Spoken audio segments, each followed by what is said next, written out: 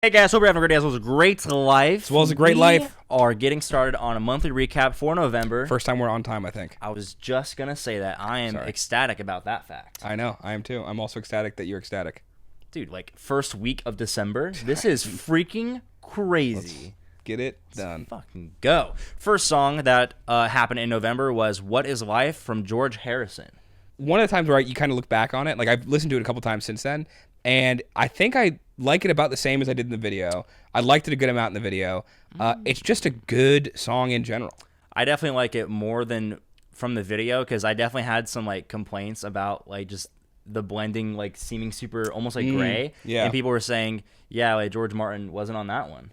Like, it's like a totally different producer. It just has a different strategy / philosophy with how he mixes stuff. But when I listened to it in the car, it definitely hit different, and those vocal melodies are extremely catchy, and I love George, and that's all I have to say. Yeah, I will say the washiness kind of got better in the car for sure. Next, we have There She Goes by is it the Laws or the LAs? The Laws. The Laws, I think right? it's the Laws, yeah. Okay. I love the comment on this. This is by John Hughes. He's got a top comment on there. He says, this song has a very unusual structure, 4 choruses and a bridge with no verses. If neither Andy nor Alex notices this and comments on it, I will be very surprised. Well, John, you will not be surprised because it's the first thing we commented on, which also you mentioned in your next comment. And what I will say, still one of the coolest freaking choruses ever. Freaking love it. Yeah, on that track, I do think like the chorus has grown with me, and the other stuff has. Again, it still feels like a chorus that was written, and then the rest of it was kind of built around to make sure the chorus could stand.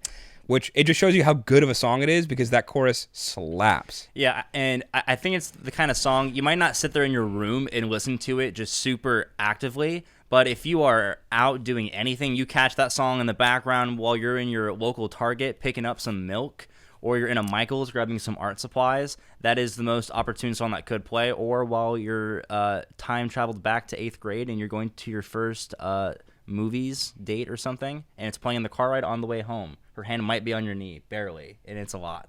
It's pretty nice. I like that she's dominant in this story and you're not. That's cute. And you wish there was 2 more choruses. It's fair. In that reality. Next up was Up on Cripple Creek by the band. Now, I thought it was okay. I didn't think it was my favorite band song. Now, Andy, I know has changed his mind because he claimed it was better than The Wait, and within 5 minutes afterwards... Hold up. What are you about to tell me? Your boy did not make a claim. Your boy said, I think that I like this song a good amount more than The Wait. That's for sure different than a claim that... You're right. You did not claim that you liked it more. We're playing semantics here. I did claim that I liked it more. And you did make a claim. You made a claim. I did not claim that it was, in general, just straight up better. Either way, you're the first... eighth of what you're saying is absolutely correct. I have changed my mind. Within like a week, I listened to it again. I listened to The Wait one time, and I was like, they're definitely in different calibers. Yeah. To say the least. Definitely still like the song. Love the funky groove. Love like what they're doing and stuff. Not going to compare it too much to The Wait because no point in doing that. But great song. And the next song we hit was Closer to the Heart by Rush. I mean, for one, was dope coming back to Rush in general. Super excited to have hit them. And the song freaking slapped. They fit so much into such a short amount of time. And I've listened to it at least 3 times. I have not listened to it back since then. But it's also one that I remembered at first listening. The lyrics were just amazing. Like that's the thing that I think stood out to me the most was just how good the lyrics were. And again, Neil Peart is so good at like telling stories and using allegories almost, or like allegorical storytelling, whatever it is. Like he just has such a cool message in all of his writing, and it's just done so well. Yeah, Rush does not disappoint. Approved by A&A for sure. And then we hit for the first time the Yardbirds, For Your Love. We definitely forgot they were the supergroup with like Eric Clapton, Jimmy Page, like Jeff Beck. Yeah, just every great guitarist from that era was in that band. This is just a comment I saw from Jeffrey Johnson, who goes, I'm going to go out on a limb and say that this is the only song to ever combine harpsichord and bongos. If that was a Jeopardy question for 500, I would definitely go with you on that one. Or at least the one to like pull it off appropriately. Yeah, for sure.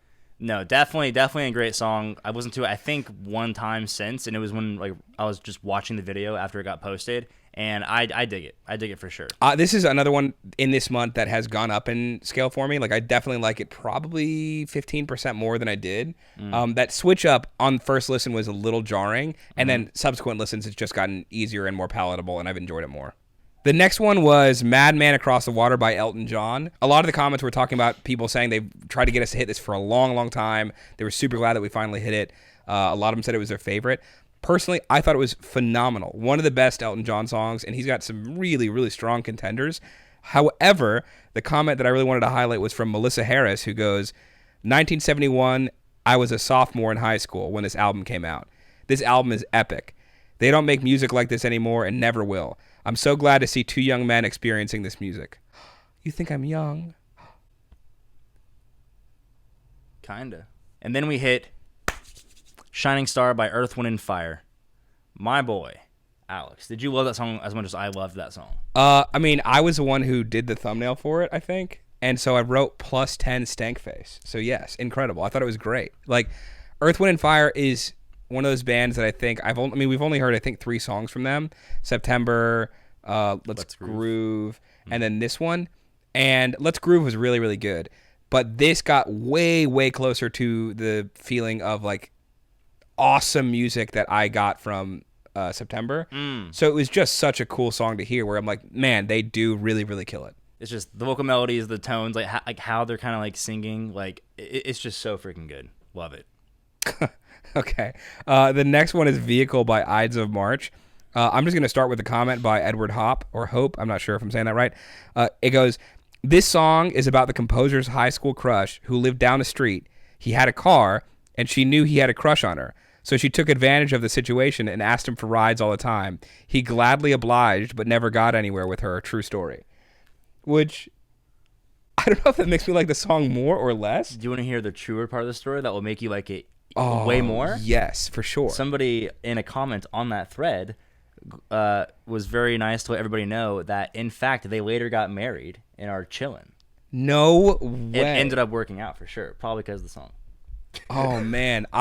I would be willing to bet either because of the song or they were like they linked up later and he was like, I'm just going to tell a story of the first half and not the second half because it makes it sound way better.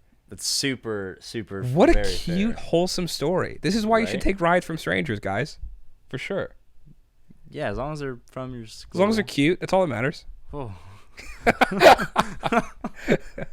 And the next song we hit in the month was Cats in the Cradle by Harry Chapin. Now, I have severe beef. Ooh, okay. I feel like there was a bunch of people in the comment section of that video, and maybe I have the wrong take, but they were talking about how toxic. I remember commenting on a bunch of people's posts. They were commenting about like how neither of us viewed the relationship between the father and his son as super toxic or bad. And they were like, oh, they missed the whole point. That's not what it's about. Like when you'll have kids, you'll know. And to me, and I think to you too, we definitely viewed it as a non-optimal relationship. In the video, though, I think we both talk about how there doesn't seem to be animosity or anger, especially from the kid to the dad. Mm-hmm. Like, there's even a line about him walking away smiling. Yeah, it doesn't seem like he has gone no contact, has cut him out of his life. It seems like he is now a grown man of his own, might have his own family, his own job, and he's just caught up in his life. And due to not getting like a bunch of attention like as a kid or like however that went about, because that's like some of the lyrics in the song and stuff, he just hasn't made room for his dad in the mix. Yeah, because that's like what he learned. Yeah, and I don't even think it was like a purposeful like, oh, he did this to me, so I'm doing this. It was more of, I want to be, like he even says in the song, I want to be just like him, and then walks away smiling. So to me, I think it's pretty clear the son is learning from the dad, like, oh, there's going to be times when you just don't have time for your family. And so he takes that lesson, and rather than like angrily like, oh, I'm upset my dad isn't here, it doesn't seem like that. It seems like he goes, I'm learning. I'm a kid. I'm learning from my dad. And sometimes you just don't have time for the people around you. I do think it's a bad relationship. Don't do that as a dad. Like, be around more. But when people were talking about how bad their relationship was, I guess to me, it didn't seem like they were angry at each other. It just seemed like his dad taught him a very bad lesson, and he learned that lesson, and now he acts the same way. So it's not like, It didn't seem like there's any hate. Like if you sat them down next to each other at dinner, they'd be super happy to see each other. They'd love it. But it just seems like he learned the lesson of don't like take your business and do your business and don't worry about the people around you. Yeah, definitely just like set a suboptimal example that the son followed through with. For sure. It seems like. Yeah, so I mean that was the main thing. I think a lot of people, at least in the comments, and maybe it's like a generational thing, almost perceived it as like if they sat next to each other, like there's some anger from the son still, and maybe there is. This is a made up scenario in a 3.5 minute song, so I'm not trying to get all armchair psychologist, but it did seem to me like from the song that there was no anger. It was just like the way it is. Just the way it is. And like the dad now is like seeing that it's just the way it is casually and is not happy about that. Yeah, he's recognizing the bad of it, and his son's like, he's not just living. He's just busy doing his life, doing his thing. Just like the dad. Yeah. Mm-hmm. But yeah, great song. I think I definitely like it more after like posting the video, and I think the comments made me like the song more. Yeah. Just because like we talked about the subject matter of the song when we did the reaction, but I think seeing how hard it resonated with people made it just go up for me. Like seeing how people were saying that when the song came out, it was on the radio, that immediately you could go out in your neighborhood and you would just see more dads playing with their kids, just straight up. Yeah, it was sweet. It it flipped a switch in a lot of parents' head like at the time. So One thing I do want to note that I didn't say in the video, I don't think, it just doesn't come across cliche. Maybe I did say that. Either way, I want to reiterate it. It just doesn't come across cliche at all, and these songs so often have the tendency to do that. Yeah, very, very genuine. Next up was Tin Man by America. Now, Andy found this comment by Sherry Heim. Again, might not be saying that right, and he wanted me to read it because it's quite long. It says, I have loved this song since it first dropped. It is catchy, smooth, and a banger, both instrumentally and vocally. The production is immaculate. The bass is in the pocket, but still offering a subtle lead. The harmonies are so beautiful from this band. I would have given this a solid A+, even if I had written this before the song was over and I had heard your reactions.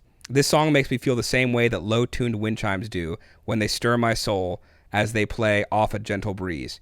It just makes me feel a certain way, like warm sun on your skin as you hear the waves breaking on the shore. There is magic in this song.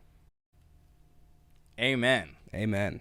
Amen to that. I agree. I think it's a great freaking tune. The wind chime thing is so cool. Got George Martin up on that bitch. Also low tuned. Like that's very accurate. Like it's not ringly and jangly and like kind of annoying. Painted a picture in my mind. I literally could hear the wind chimes and I felt the gentle sun on my skin. At my grandma's house too. She had the big long ones, and so it was like. Oh, hell yeah! No, dude, freaking great song. Great song. Great ass song. Next up was Watermelon Man by Herbie Hancock. Now, we had so many allegations. Allegations vast and rampant. Dirty allegations that we did the wrong song. We, in fact, have done that in the past, but we did not fall victim to that this time. We just fell victim to using the wrong album cover. Yeah, he did the song in 1962 and then did it again in 73. We had a jazz rock fusion kind of poll, which was for sure aimed at the 73 version. We used the album cover of the 62 version. I used it. I'm taking that responsibility. It was me. Made some folks confused. But yeah. Great song. Same note, we listened to a little bit of the other version too, just to see how different it was. Mm-hmm. Very different for one. For two, I think we both liked the later version, which might be travesty. Third, Herbie, you are an incredible piano player, obviously. This was so confusing. I went to the Wikipedia page to find the thing, and I had to scroll all the way to the bottom to see that it was done later on in another release. It was a whole issue. Still my fault, but let's not do that. Let's change it. Put like a 2 afterwards. If it's not even the same song, put a 2. Let's get some props on that album cover, though. The 73 one. Really cool album cover. Banger cover. And then we hit Cat Scratch Fever by our boy Ted Nugent. And this top comment is freaking hilarious. Chris Burns said, Ted was always subtle with his lyrics. Next subtle Ted song, Wang Dang Sweet Poontang. That's so good. So I mentioned in Cat Scratch Fever that even though the song was about rampant, explicit activity, it felt a little slightly inauthentic, or like he wasn't fully present in that sauce. I think Wang Dang Sweet Poontang might remedy that misconception about our boy's ability to dish out the peanut butter. Let's go, baby. And then last song of the month, we rated this Stone song and then a bunch of gibberish. I thought it was a cool title to the video. It was Street Fightin' Man by the Rolling Stones. Just freaking amazing. The top comment was by Chris Botter. Charlie's drumming always sounds different from the vast majority of rock drummers because he was always considered because he always considered himself a jazz drummer, as in small club combo jazz drummer. I did not know that fact. Yeah, it Makes does sense. it makes sense because a lot of the Stone stuff feels just that amount different, and I think that is where it comes from. I still feel like this is an awesome song. How do you feel about the vocals being tucked too low? I haven't listened to it actually since, because we very recently did that song. Yeah. But I imagine if I had it in my car and I turned it up like 3 too high, then it'd probably be like not an issue at all. Very fair. I still love it. I think it was great. I think it fits the mood of it. Yeah, it's just not like a headphone song. That's like a blaring. Like I can agree. You want to have your speakers crackling with that fucking tune. For sure. Anyways, that was the month. So, I mean, I think this was a pretty cool month. A lot of fun songs. Let us know what we need to hit in the next month. And do you have any other words, kind of, Andy? Have a great day, as well as a great rest of your week. We'll see you. Peace. That's the end of the video, guys. Now, if you haven't caught our other monthly reactions, take a little pop right there. It's going to be on the side. We'll do a little playlist for you. See you there.